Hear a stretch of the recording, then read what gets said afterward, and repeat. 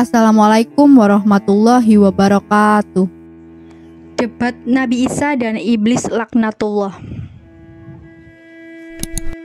Dalam kitab Al-Zuhd, Imam Ahmad bin Hanbal memasukkan sebuah riwayat tentang perbincangan Nabi Isa alaihi salam dan Iblis. Iblis berkata kepada Isa bin Maryam alaihi wasallam, "Wahai anak Maryam, sesungguhnya tidak ada yang menimpamu kecuali apa yang telah ditetapkan Allah kepadamu." Lalu Isa pun menjawab, "Benar, wahai musuh Allah." Lalu Iblis berkata lagi, "Naiklah gunung itu, lalu jatuhkan dirimu sendiri. Aku ingin melihat kau mati atau tidak." Isa alaihissalam pun menjawab dengan bijaknya, "Wahai musuh Allah, sesungguhnya hanya Allah yang berhak menguji hambanya, dan seorang hamba tidak berhak menguji Tuhannya." Imam Ahmad bin Hanbal. Kita sering membaca kisah terusirnya iblis dari surga. Salah satu penyebabnya adalah ia selalu merasa lebih mulia dari makhluk Allah lainnya. Ketika Allah memerintahkan bersujud kepada Adam, ia menolak dengan menjawab, "Ana khairum minhu khalaqtani minar wa khalaqtahu min tin." Aku lebih baik darinya, kau menciptakan aku dari api sementara kau menciptakan Adam dari tanah. Jawab iblis, menunjukkan bahwa ia suka mendefinisikan kemuliaannya sendiri. Ia menggunakan asal penciptanya sebagai argumentasi. Kau menciptakan aku dari api. Ia mengukur dan mengultuskan kemuliaannya sendiri tanpa segan menggunakan kalimat kau ciptakan. Padahal hanya Tuhanlah yang berhak menentukan kemuliaan seseorang. Dan iblis dengan lancang mendeklarasikan kemuliaannya di hadapan Tuhan dengan cara yang sangat buruk, menentang perintahnya. Dalam kisah di atas, iblis sedang memprovokasi Nabi Isa dengan tantangan yang rumit. Ia memulainya dengan mengatakan, "Wahai anak Maryam, sesungguhnya tidak ada yang menimpamu kecuali apa yang telah ditetapkan Allah kepadamu." Kemudian ia menantang Nabi Isa melompat dari gunung untuk mengetahui apakah ia mati atau tidak. Di satu sisi iblis berbicara tentang ketetapan Allah, di sisi lain ia menantang Isa untuk mengetahui ketetapan Allah tentangnya.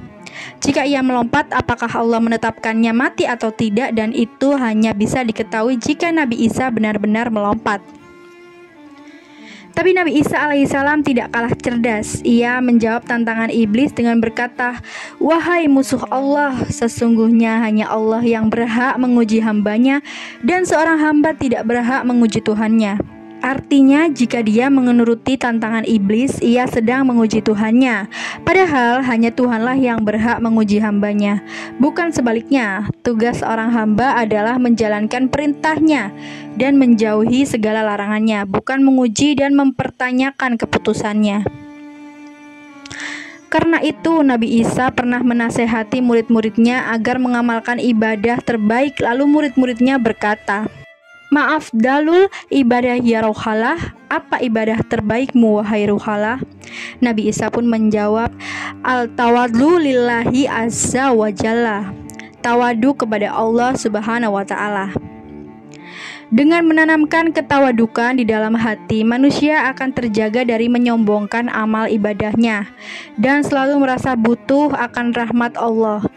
Berbeda dengan iblis yang menyombongkan diri, ibadahnya ribuan tahun, ia memandang rendah makhluk lainnya karena tidak ada yang beribadah segiat dia. Tiba-tiba Tuhan memerintahkannya menghormati Adam. Tentu ia menolak. Dengan penolakannya, secara tidak langsung ia mempertanyakan keputusan Tuhan dan meragukan kebenarannya.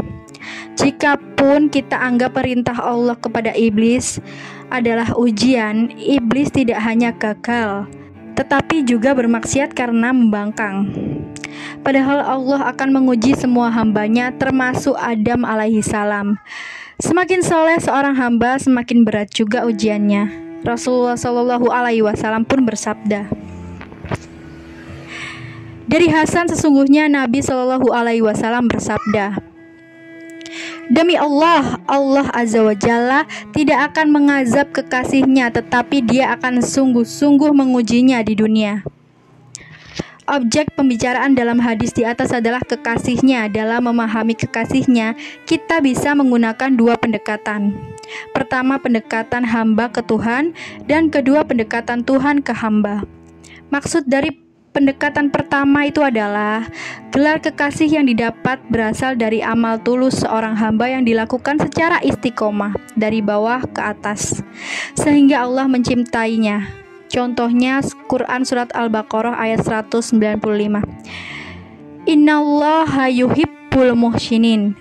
Sesungguhnya Allah mencintai orang-orang yang berbuat baik.